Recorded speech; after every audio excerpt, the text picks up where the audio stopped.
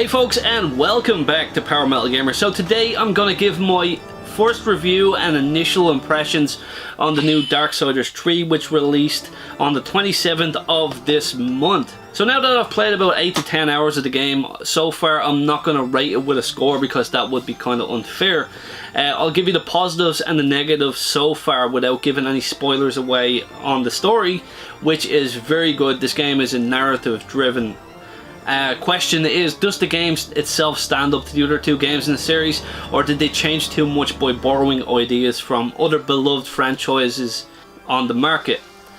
So much so that Darksiders has lost its own identity. Now I'm going to give you a quick summary of the series if you're not familiar with the Darksiders games. The first game released in 2009 and was developed by Vigil Games and published by THQ. It was a puzzle heavy hack and slash action adventure set in a post-apocalyptic world where angels and demons fight amongst the ruined earth and mankind is like nearly extinct. The first game's story featured War, one of the four horsemen of the apocalypse, and he has to stand trial for breaking the seventh seal too early, bringing upon the apocalypse. But something isn't right and he has to prove his innocence by searching the realms and defeating like all these huge bosses for an answer. The game was kind of like a Legend of Zelda meets God of War hybrid, and by Zelda I mean it has vast dungeons, very intelligent puzzles, and all these little crazy gadgets to progress to new areas. And with the God of War relation there, it's kind of in terms of combat and high action combat and so forth. So the second game came out in 2012 and it was more or less the same kind of game with a lot more RPG elements and weapons to choose from and all sorts, and like leveling up and all that. And it featured one of the horsemen, Death, and he's on a quest to prove his brother War's innocence during his imprisonment by the Charred Council.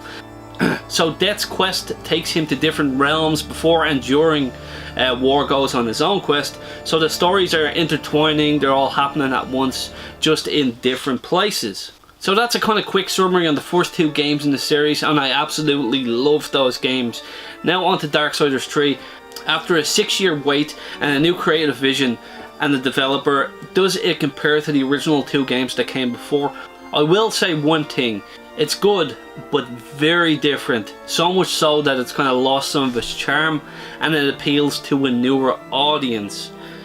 Also, take note, if this is your first Darksiders game and you don't have to worry about playing the other two games, because all the stories take place around the same time. You can visit them whenever and in between.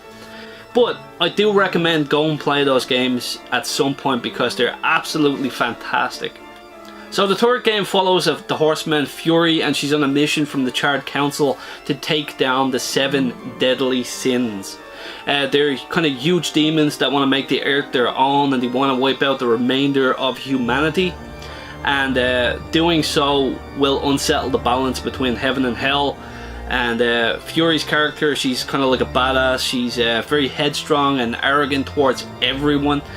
Basically, she just wants to kill everything that stands in her way of completing the mission. Now you ask, why is it different to the other two games in the series? While the combat is very similar to Darksiders 2, it's fast and flowy. It borrows many elements from another game series.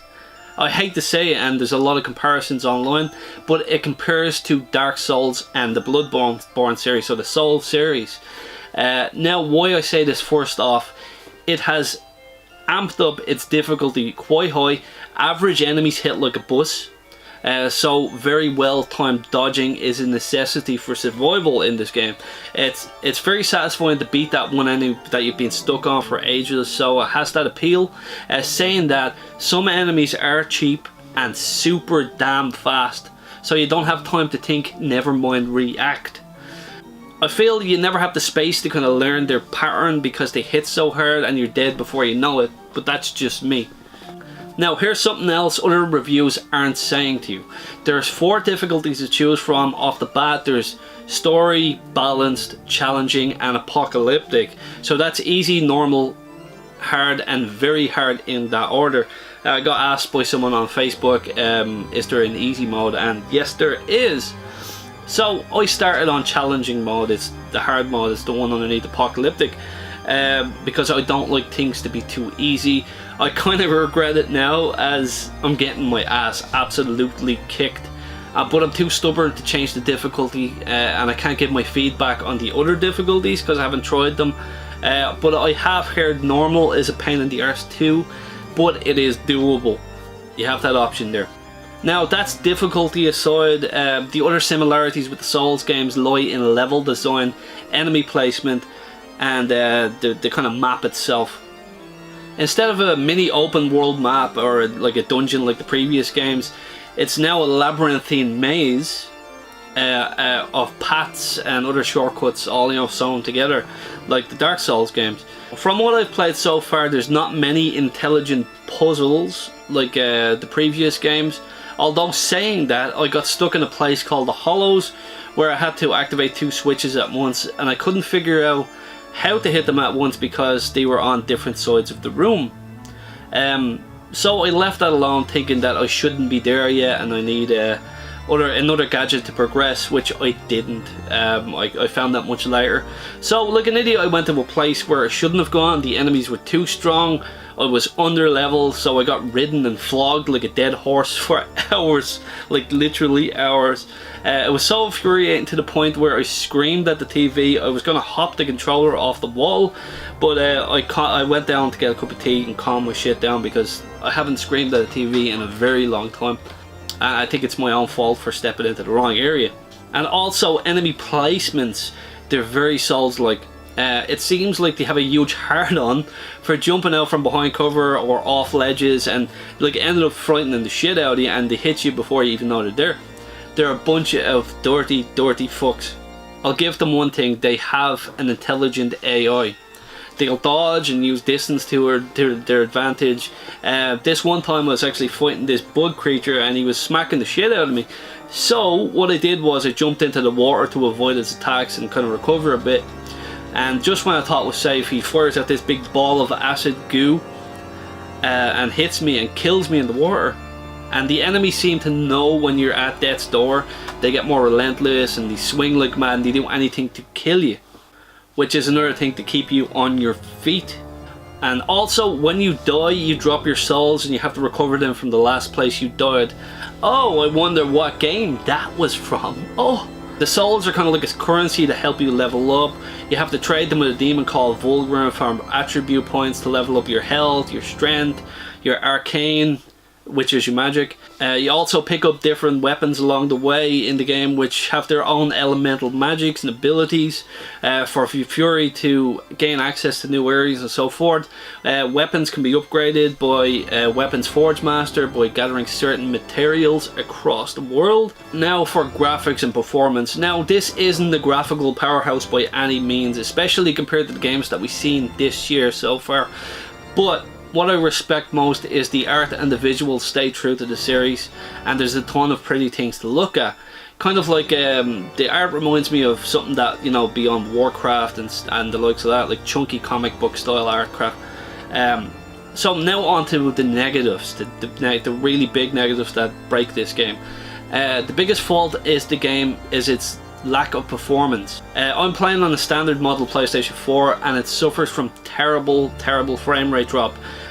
Even when the action isn't in full blast, it kind of breaks away from the game, and there's a horrible loading screen that comes up when you're stepping into a new area. It kind of looks like the game freezes for about near enough 45 seconds and then it resumes, and that happens most often than not. Also, I've had a few bugs where some of the map's floor hadn't loaded in and I fell through and then dying and go back to a very far checkpoint. Also, about the checkpoints, Fulgrim Shop counts as a checkpoint and a fast travel point between the areas, so if you die you get sent back there. Alright, so it's very similar to the bonfire in the Dark Souls series. If you die at a boss battle, you're sent back to the checkpoint, the enemies respawn, and you have to fight your way all the way back to the boss with possibly shit health depending on the enemies all the way that lead up to that. So you see all the similarities there, guys. Not saying it's a bad thing, but it takes a huge step away from the previous games, making it a completely different experience. There's nothing wrong with that. But some die-hard Darksiders fans will be upset at these changes, while the Souls series fans will lap this all up. They love it. I'm very indifferent about the change, but I don't feel it has the same charms that the other games have given me. It's different to what I expected, but saying that, the story is very good and I'm having a lot of fun with it. So that's what game is about, isn't it? It's about having fun and just enjoying what the developers give you. Do I suggest this game to people? Yes I do, and no I don't. I have a few friends that don't like the Dark Souls games or anything kind of like it, like Neo or the Sword Rant, like that. Friends that hate those kind of games, but they like Zelda, so I'd recommend the other two games to them from this series. This game kind of really splits the audience and tries something familiar to what has been successful with, you know, the other Souls-like games. I do like it and I'll continue to play it until the end. But if you like this review and this game is for you, by all means go out and buy it and support Gunfire Games, and support your local games retailer if you're getting it physically. Just have fun with it. If you played it, leave your thoughts in the comments below. I'd love to read them. Also, if you like this video, be sure to give it a thumbs up, share it around with your friends, and subscribe if you want to see more awesome content from Power Metal Gamer.